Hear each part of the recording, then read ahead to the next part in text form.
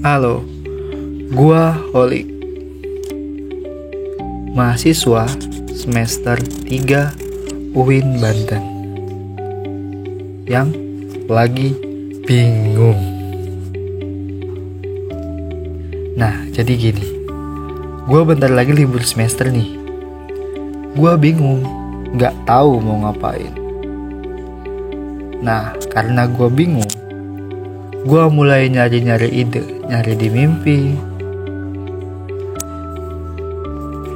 sambil nyantai, nunggu wahyu atau ilham yang mungkin lagi beli gorengan.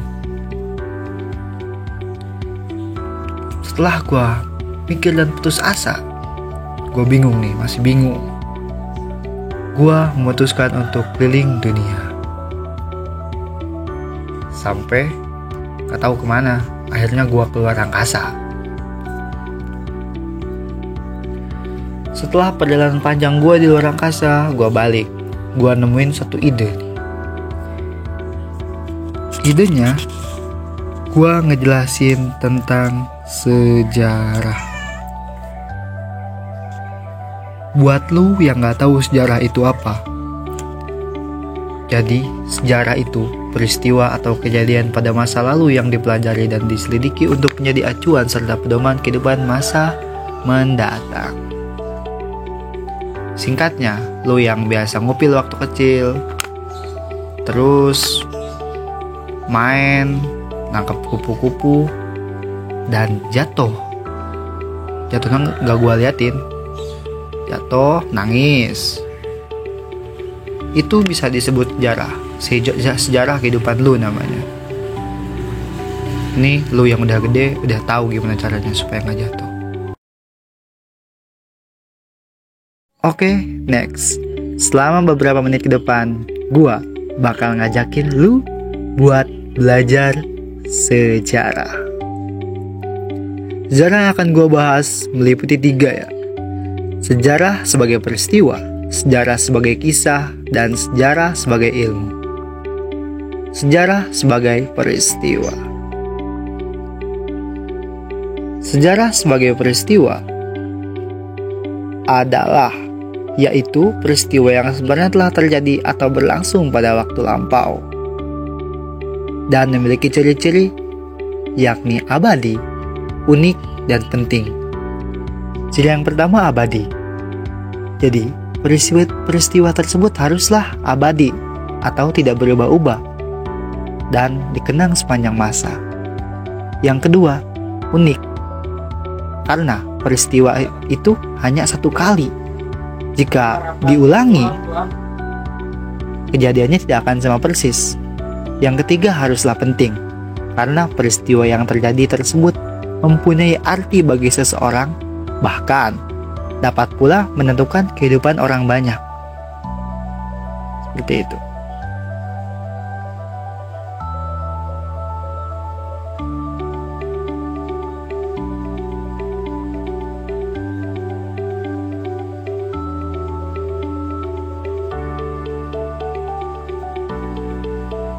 Tidak semua peristiwa dapat dikatakan sejarah. Jika ingin dikatakan sebagai sejarah, peristiwa tersebut harus berhubungan dengan kehidupan manusia baik sebagai individu maupun kelompok, dan juga memperhatikan dimensi, ruang, dan waktu kapan dan di mana. Serta adanya hubungan sebab akibat dari peristiwa tersebut, dan juga peristiwa sejarah yang terjadi merupakan sebuah perubahan dalam kehidupan.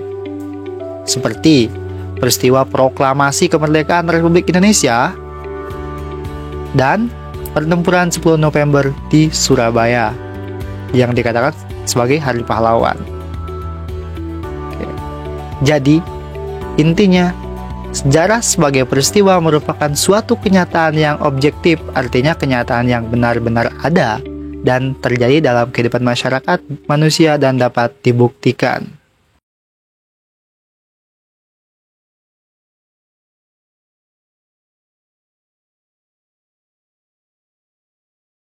Oke, selanjutnya gue bakal ngebahas sejarah sebagai kisah. Sejarah sebagai kisah merupakan rekonstruksi dari suatu peristiwa yang dituliskan maupun diceritakan oleh seseorang. Selain itu, sejarah sebagai kisah juga dapat didefinisikan sebagai rangkaian cerita berupa narasi yang disusun berdasarkan ingatan, tafsir manusia, atau kesan tentang kejadian yang terjadi di masa lalu. Contoh sejarah sebagai kisah adalah kisah Perang Kemerdekaan Indonesia yang memiliki dua tafsiran, dari pihak Indonesia yang melawan penjajah dan dari pihak Belanda yang melawan pemberontakan rakyat. Sejarah sebagai sebuah kisah berbentuk lisan dan tulisan. Untuk penuturan secara lisan biasanya dilakukan oleh kelompok maupun oleh seseorang tentang peristiwa yang telah terjadi di masa lampau.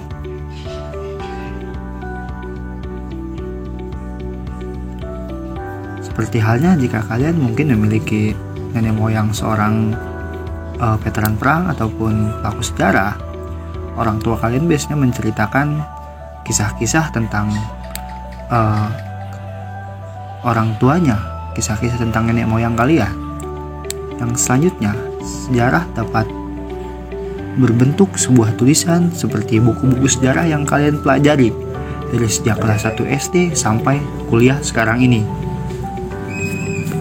Ada beberapa faktor yang mempengaruhi dalam melihat sejarah. Yang pertama, kepentingan yang diperjuangkannya. Kepentingan tersebut dapat berupa kepentingan pribadi maupun kepentingan kelompok. Misalnya, seseorang pencerita biasanya akan menonjolkan perannya sendiri dalam sebuah peristiwa. Contoh, seorang pejuang akan menceritakan kehebatannya sendiri dalam melawan penjajah. Yang kedua, kelompok. Kelompok sosial di mana dia berada. Dalam hal ini adalah lingkungan tempat ia bergaul, berhubungan dengan sesama, baik di pekerjaan ataupun status. Dari mana asal pencerita sejarah tersebut juga mempengaruhi cara penulisan sejarah. Contoh, seorang sejarawan akan menulis sejarah dengan menggunakan kaidah akademik ilmu sejarah, sedang seorang wartawan akan menulis sejarah dengan bahasa wartawan. Yang ketiga, perbendaharaan yang dimilikinya. Dalam hal ini pengetahuan dapat dilihat dari gaya, penyampaian, interpretasi, peristiwa, dan kemampuan bahasa. Jadi, gimana?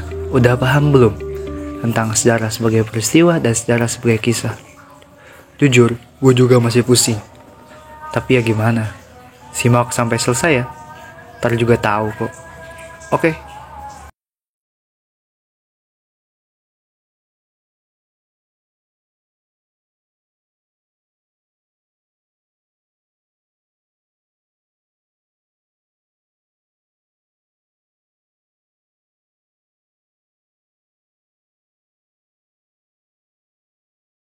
Next, sejarah sebagai ilmu. Sejarah merupakan ilmu yang mempelajari masa lampau manusia, yang memiliki seperangkat metode dan teori yang digunakan untuk meneliti dan menganalisa serta menjelaskan kerangka masa lampau yang dipermasalahkan.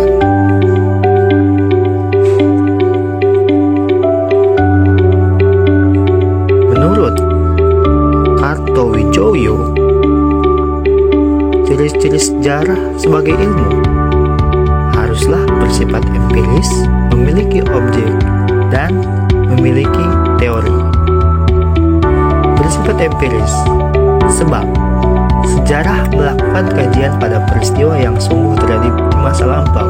Jadi bukan suatu kebohongan ataupun harangan belaka. Benar-benar ada kejadiannya pada masa lampau. Itu adalah arti dari bersifat empiris menurut Kartowijoyo. Selanjutnya, Kartowijoyo juga berpendapat bahwasannya sejarah sebagai ilmu haruslah bercirikan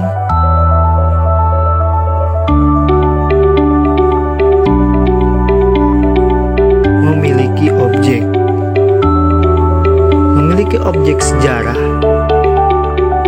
adalah salah satu ciri yang menurut Kartowijoyo.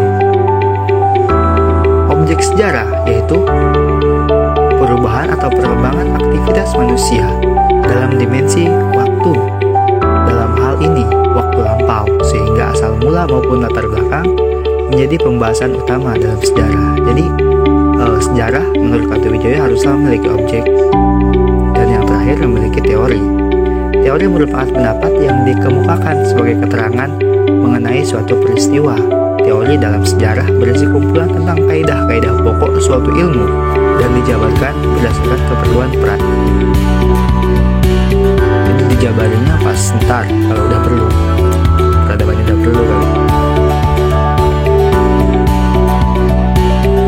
Nah, segitulah yang bisa gue sampein.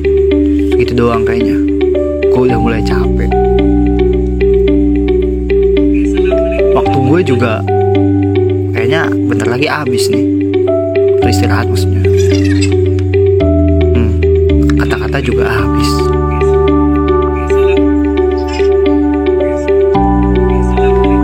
Gue tutup aja lah ya. Ada yang kurang. Gini, nama gue Fadila Esoli. Takut ada yang nanya. Gue tinggal di Pandeglang. Cari aja di peta. Kalau nggak tahu, ya tanya di WA. Gue anak tertua dari 3 bersaudara. Sumpah, yang tertua gue, bukan bapak gue. Ini video pertama gue yang berhasil gabut ya. Gabut karena bentar lagi libur.